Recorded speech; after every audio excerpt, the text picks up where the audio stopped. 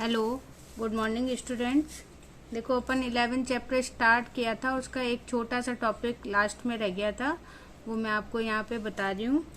और ये था जीन प्रोडक्ट मैन्युफैक्चर, यानी कि किस तरीके से जब हम लार्ज स्केल पे, बड़े स्तर पर जीन का प्रोडक्शन करते हैं, तो यहाँ पे एक स्पेशल कैटेगरी के आपका उपकरण या एपरेटस यूज करते हैं, जिन्हें अपन बोलते हैं बायोरिएक्टर।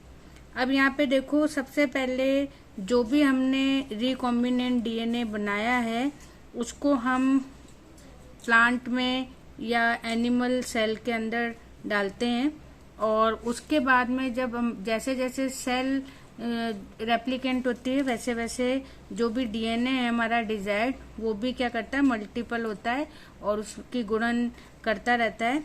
अब यहाँ पे देखो, जो भी इस प्रोसेस से अगर मान लीजिए हमें प्रोटीन बनाना है, तो हम जो भी हमारा डिजायर्ड प्रोटीन है, उसको बनाने के लिए, उसका उत्पादन करने के लिए एक नई तकनीक का उपयोग करते हैं, जिसे हम रिकॉम्बिनेंट टेक्निक कहते हैं। और इसके अंदर हमें जो भी हमारा डिजायर्ड जीन है, उसकी क्लोनिंग करके हम लार्ज स्केल पे प्रोटीन बना सकते हैं। अब देखो, यहाँ पे एक कुछ चीजें हैं छोटी छोटी सी, कि जैसे मान लीजिए कि जो प्रोटीन है, वो प्रोटीन एन कोडिंग जीन में अगर है, तो वो एक डिफरेंट टाइप के न्यूट्रिशन को बनाएगा, और उसे हम क्या बोलते हैं, रिकॉम्बिनेंट प्रोटीन। अब यहाँ पे देखो, सबसे पहली बात है कि जो भी सेल है, उस सेल के पास में इंटरेस्ट के क्लोन्ड जीन होते हैं। अब और ये जो जीन है, ये तो अपन जैसे जो लैब वगैरह में काम करते हैं वहां पर कर सकते हैं, लेकिन इसकी प्यूरिफिकेशन है, इसका कल्चर करना है, तो उसके लिए फिर हमें लार्ज स्केल पे काम करना पड़ता है। और इस कार्य में जो भी हमारी कार्यकीय रूप से सक्रिय होने वाली होनी चाहिए सेल, ताकि हम बहुत जल्दी इससे काम कर सकें। तो यहाँ पर इसलिए जो है, ये बड़े स्केल पे ये बायोरिएक्टर यहाँ पे यूज किए जाते हैं। अब यहाँ पे आपको डायग्राम दिख रहा है, तो लेकिन यहाँ पे कुछ चीजें हैं जो आपको थोड़ी सी ध्यान रखनी है।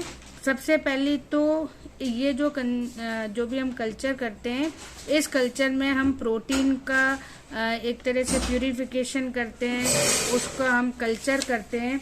फिर उसके बाद में इसके सबसे ज्यादा इम्पोर्टेंट चीज क्या है कि इसमें एक तो कंटिन्यूटी बनी रहती है, सतत ये रहता है। और हमें सबसे पहली बात, जैसे हमने कोई काम करा, तो पहले हमारे पास में पुराना न्यूट्रिएंट होगा, फिर हम उसकी जगह नया डाल सकते हैं। दूसरा, हमें यहाँ फायदा ये है कि यहाँ पे जो सेल है, उसकी एक्टिविटी ज्यादा होती है, और जो नंबर है, वो नंबर भी ज्यादा होते हैं। और इस प्रोसेस से हम जो है बहुत सारे प्रोटीन को लार्ज स्केल पे बना सकते हैं। अब ये देखो, जो बायोरिएक्टर आपको दो यहाँ पे दिख रहे हैं। सबसे पहली बात तो कि एक टाइम में हम 100 से लेके 1000 लीटर तक का कल्चर यहाँ पे कर सकते हैं। फिर उसके बाद में दूसरी चीज है कि ये आपको दिख भी रहा है, एक बड़े से कंटेनर के रूप में ये एपरेटस होता है। और इसके यहाँ पर हम जो रॉ मटेरियल लेते हैं, वो रॉ मटेरियल हमारा क्या हो सकता है, वो रॉ मटेरियल हमारी जो माइक्रो ऑर्गेनिज्म है, वो हो सकते हैं, प्लांट है, एनिमल है, या हमारी ह्यूमन है, इनकी सेल्स हो सकती हैं। तो इनको अपन यहाँ पे एज ए रॉ मटेरियल या कच्चे माल के रूप में यहाँ पे लेते हैं। और इसके अलावा यहाँ पर जो भी अपने को जितनी कंडीशन वगैरह है, ये जो पूरा प्रोसेस होता है, इसमें हमें जितना भी एनवायरनमेंट है, उसमें टेम्परेचर है, पीएच है, जो भी तरीके के न्यूट्रिएंट मीडियम है, उसमें जो बेस प्रोडक्ट है, या फिर सॉल्ट है, विटामिन्स है, ऑक्सीजन है, इन सबको अपन को एक जो भी एग्जैक्ट, जो भी जैसे ऑप्टिमम बोलते हैं, उस कंडीशन में हमें इसको यहाँ पे रखना है। अब यहाँ पे देखो, दो तरीके के आपको रिएक्टर दिखाई दे रहे हैं। जो पहला वाला है, वो है सिंपल, जिसे बोलते हैं साधारण विलोडन हॉज बायोरिएक्टर। तो और इंग्लिश में हम इसको बोलते हैं सिंपल स्टाइल टैंक बायोरिएक्टर।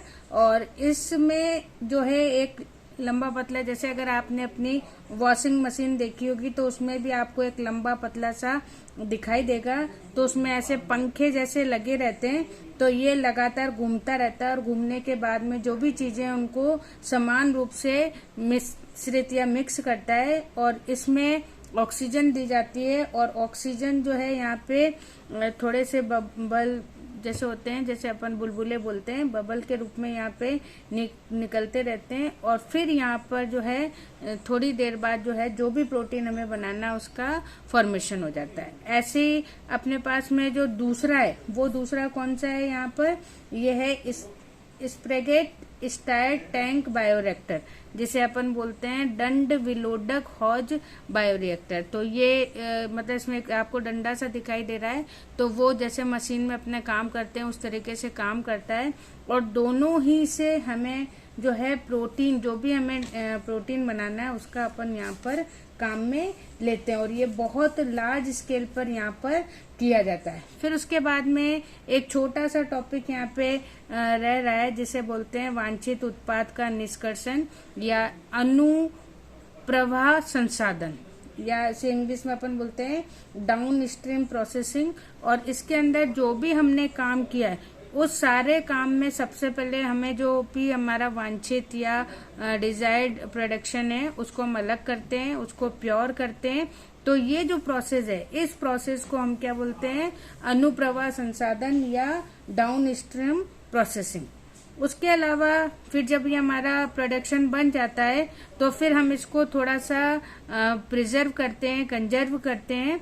और जब ये अगर मान लीजिए कि कोई मेडिकल से संबंधित चीज बना रहे हैं तो जो भी डॉक्टर वगैरह हैं उन या मेडिकल से जो भी फील्ड में होते हैं उनसे हम उनको टेस्ट करवाते हैं और जब सारे टेस्टिंग हो जाते हैं तब हम इसको जो है क्वालिटी कंट्रोल के लिए बाहर भेज के और इसका पूरा निर्माण करते हैं। तो ये एक छोटा सा टॉपिक रह रहा था जो मैंने आपका कंप्लीट करा दिया। Okay, thank you.